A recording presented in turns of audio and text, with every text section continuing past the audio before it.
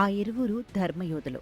పాలనా వ్యవస్థలో అవినీతికి, అసమర్థతకు వ్యతిరేకంగా ప్రాణత్యాగానికి సాహసించి నిరవధిక నిరాహార దీక్షలతో ప్రభుత్వాలను ధైర్యంగా ఎదుర్కొన్న ధీరులు. వారి ధర్మ పోరాటాల మధ్య కాల విరామం 15 సంవత్సరాలు మాత్రమే. వాటి కథలు భిన్నమైనవి. దేశ రాజకీయాలలో, ప్రజా దృక్పథాల్లో ఒక స్పష్టమైన మార్పును అవి సూచిస్తున్నాయి. ఆ నైతిక యోధులలో ఒకరు అన్నా హజారే. 1990లో మహారాష్ట్రలో సమాచార హక్కు చట్టం కోసం అవినీతిపరులైన అధికారులపై చర్యలను డిమాండ్ చేస్తూ ఆయన అనేక ఆందోళనలు, నిరాహార దీక్షలు నిర్వహించారు. వాటికి పరాకాష్ట జన్ లోక్పాల్ ఉద్యమం. ప్రభుత్వ యంత్రాంగంలో అవినీతిని అరికట్టేందుకు లోక్పాల్ వ్యవస్థను నెలకొల్పాలని డిమాండ్ చేస్తూ ఏప్రిల్ 5, 2011న ఆయన నిరాహార దీక్షకు ఉపక్రమించారు. 4 రోజుల పాటు సాగిన ఆ పోరాట దీక్ష జన్ లోక్పాల్ బిల్లు ముసాయిదా రూపకల్పనకు ఒక సంయుక్త సంఘాన్ని ఏర్పాటు చేసేందుకు ప్రభుత్వం అంగీకరించడంతో ముగిసింది. తిరిగి అదే ఏడాది ఆగస్టు 16న న్యూఢిల్లీలోని సుప్రసిద్ధ రామ్లీలా మైదానంలో అన్నా మళ్లీ నిరవధిక నిరాహార దీక్షకు పూనుకున్నారు. ఆయన డిమాండ్లకు అనుకూలంగా పార్లమెంట్ ఒక తీర్మానాన్ని ఆమోదించడంతో అన్నా దీక్ష 12వ రోజున ముగిసింది. లోక్పాల్ కోసం నిర్వహించిన దీక్షలతో ఆయన ఆ సేతు హిమాచలం, ఆబాల గోపాలానికి సుపరిచితుడయ్యాడు.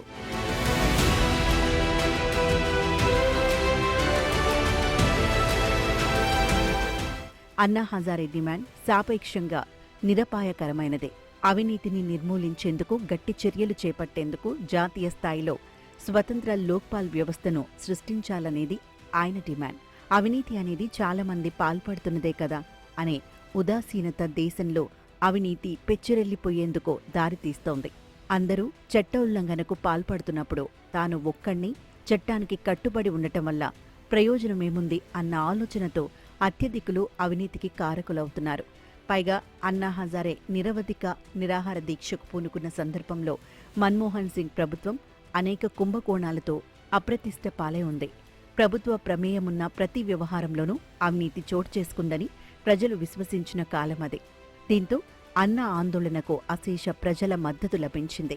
రామ్లీలా మైదానంలో అన్నా హజారే నిరాహార దీక్షకు మద్దతు తెలిపేందుకు ప్రజలు తండోపతండాలుగా తరలి రావడాన్ని టెలివిజన్ ఛానల్స్ ప్రత్యక్ష ప్రసారం చేశాయి. వృత్తి విధులను నైతిక నిష్ఠతో నిర్వహించిన విశ్రాంత ఐపీఎస్ అధికారి కిరణ్ బేడి లాంటి వారే కాకుండా యోగా గురువు బాబా రామ్దేవ్ లాంటి వారు కూడా అన్నా ఉద్యమానికి సంపూర్ణ మద్దతునిచ్చారు.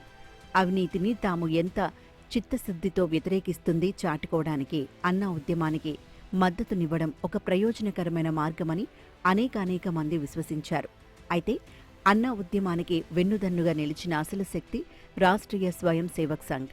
దేశవ్యాప్తంగా శాఖోపశాఖలుగా విస్తరించి ఉన్న ఈ సంస్థ తన అసంఖ్యాక కార్యకర్తలను అన్నా ఉద్యమాగ్నులు మరింతగా ప్రజ్వరిల్లేలా చేసేందుకు నియోగించింది. నర్మదా సాగర్ ప్రాజెక్టు నిర్వాసితులకు న్యాయం చేయాలని డిమాండ్ చేస్తూ ఉద్యమించిన మేధా పాట్కర్, సోషలిస్టు మేధావి యోగేంద్ర యాదవ్, సీనియర్ న్యాయవాది ప్రశాంత్ భూషణ్ మొదలైన వారు కూడా హజారే ఉద్యమానికి సంపూర్ణ మద్దతునిచ్చారు. అయితే ఆ ఉద్యమ అంతిమ విజేత మటుకు భారతీయ జనతా పార్టీ 2014 సార్వత్రిక ఎన్నికల ఫలితాలే అందుకు తిరుగులేని నిదర్శనం.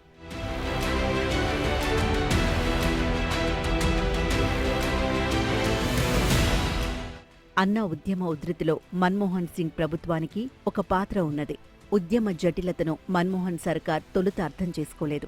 ఆ క్లిష్ట పరిస్థితి అర్థం కాగానే అన్నాతో సంప్రదింపులు జరిపేందుకు కేబినెట్ మంత్రులు ప్రణబ్ ముఖర్జీ, ఏకే యాంటోనీలతో పాటు మరో 2 ప్రముఖుల సహాయాన్ని యూపీఏ ప్రభుత్వం తీసుకుంది. ఒకరు మహారాష్ట్ర మాజీ ముఖ్యమంత్రి విలాసరావు దేశ్ముఖ్, మరొకరు నాబార్డ్ మాజీ చీఫ్ విశ్రాంత ఐఏఎస్ అధికారి ఉమేష్ చంద్ర సారంగి. హజారేతో చర్చలు సఫలమయ్యేందుకు ఈ ఇరువురు విశేషంగా తోడ్పడ్డారు. ప్రయోజనమేముంది? అప్పటికే యూపీఏ సర్కార్ చేతుల్లోంచి కాలం జారిపోయింది. అరేబియా జానపద గాథలో వలె సీసా నుంచి భూతం బయటపడింది. మళ్లీ దాన్ని సీసాలో బంధించడం అసాధ్యమైపోయింది. పర్యావరణ పరిరక్షణ యోధుడు, విద్యావేత్త సోనం వాంగ్చుక్ నిరవధిక నిరాహార దీక్ష అన్నా హజారే ఆందోళనకు పూర్తి భిన్నమైనది. ఇందుకు 2 కారణాలున్నాయి. మొదటిది, వాంగ్చుక్ డిమాండ్ నిర్దిష్ట వాస్తవికత ఆధారంగా చేసింది. జాతీయ స్థాయి ప్రవేశ పరీక్షలో అవకతవకలతో కోట్లాది విద్యార్థిని విద్యార్థులు లోనైన కష్ట నష్టాలకు నైతిక బాధ్యత వహించి కేంద్ర విద్యాశాఖ మంత్రి ధర్మేంద్ర ప్రధాన్ రాజీనామా చేయాలన్నది కాక్రోచ్ జనతా పార్టీ డిమాండ్. దీంతో పోల్చితే అన్నా డిమాండ్ సైద్ధాంతికమైనది, సంకీర్ణమైనది. అన్నా, వాంగ్చుక్ డిమాండ్ల మధ్య వ్యత్యాసం ఆ ఇరువురి రాజకీయ చతురత మధ్య తారతమ్యతకు అద్దం పడుతుంది. హజారేకు ఉన్నత స్థాయిలో రాజకీయ సంబంధాలున్నాయి. ఆయనను ప్రభావితం చేయడము సులువైన విషయమే. అన్నాతో పోలిస్తే వాంగ్చుక్ దృఢ విశ్వాసాలు ఉన్న పోరాటకారుడు. ఆయన ఒకసారి ఒక నిర్ణయానికి వస్తే మరెవ్వరూ ఆయన్ని అందుకు విరుద్ధంగా వ్యవహరించేలా ప్రభావితం చేయలేరు. తన నిర్ణయం నెగ్గేంత వరకు పట్టుదలతో ఉండే యోధుడు ఆ హిమాలయ భారతీయుడు. అన్నా డిమాండ్ను నెరవేర్చితే ముందుకొచ్చే ముప్పేమీ లేదు. ఎందుకంటే ఆ డిమాండ్ అంతిమంగా నిరుపయోగకరమైనది. వాంగ్చుక్ పోరాట లక్ష్యం కంటే అన్నా ఉద్యమ ఆశయాన్ని నెరవేర్చడం సులభం. రెండోది, వాంగ్చుక్కు ప్రతిపక్షాల మద్దతు లేకపోవడం. అన్నా ఆందోళన సందర్భంలో ఆనాటి ప్రతిపక్షం బీజేపీ ఆ ఉద్యమాన్ని తన రాజకీయ ప్రయోజనాల పురోగతికి ఒక అపూర్వ అవకాశంగా పరిగణించింది. మన్మోహన్ సర్కార్ పాలనలోని అవినీతిని ఎండగట్టేందుకు ఆ అవకాశాన్ని ఉపయోగించుకుంది.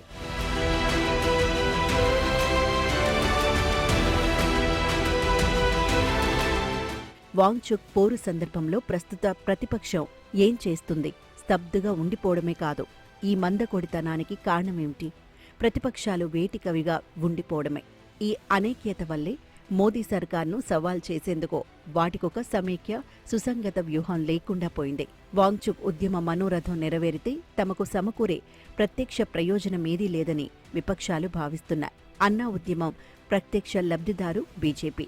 అందుకే అది ఆనాడు ఆ ఆందోళనను అన్ని విధాలా ఎగదోసింది, లబ్ధి పొందింది. అన్నా హజారే బీజేపీ చేతుల్లో కీలుబొమ్మ. వాంగ్చుక్ అలా కాదు. ఆయన ఒంటరి యోధుడు. హజారీ ఆందోళనలో సమస్త భారతీయులు అవినీతికి వ్యతిరేకంగా ముక్తకంఠంతో ఘోషించారు. అవినీతి పాలకులను అధికారం నుంచి తొలగించేందుకు సమైక్యమయ్యారు. సినీ పరిశ్రమలోని హీరోలు, హీరోయిన్లతో పాటు అంతగా ప్రాధాన్యం లేని నటీనటులు కూడా అవినీతిని గర్హించారు. నాటి పాలకులపై ధ్వజమెత్తారు. మరి వాంగ్చుక్ ఉద్యమ సందర్భంలో ఆ గళాలు ఏవి? ఆ లోకహితలో కానరాలేదేమి? వ్యాపార దిగ్గజాలు, పారిశ్రామిక ప్రముఖులలో పలువురు ఆనాడు ఉదారంగా అన్నా ఉద్యమానికి బాస్టగా నిలబడ్డారు. మోదీ ప్రభుత్వ నీడలో ఉన్న ఆ దిగ్గజాలు, ప్రముఖులు ఇప్పుడు ఆత్మ పరిశీలన యోగంలో నిమగ్నులై ఉన్నారు. కేవలం 15 సంవత్సరాల వ్యవధిలో మన సజీవమైన, ఉద్వేగభరితమైన, చైతన్యవంతమైన ప్రజాస్వామ్యం ఎంత నిశ్శబ్దంగా మారిపోయిందో కదా. మౌనం, అంతటా మౌనం. ఈ మౌనాన్ని ప్రశ్నించేందుకు మనం సిద్ధంగా ఉన్నామా? మన ప్రజాస్వామ్యం సమస్త పౌరుల శ్రేయస్సును కోరే, దానిని సాధించే గొంతుకను మళ్లీ పొందేందుకు తోడ్పడుతుందా? ఈ ప్రశ్నలను జరూరుగా పరిష్కరించుకోవాలి. లేని పక్షంలో ప్రస్తుత మౌనం మూగవారి నిశ్శబ్దాన్నే ప్రతిధ్వనిస్తుంది.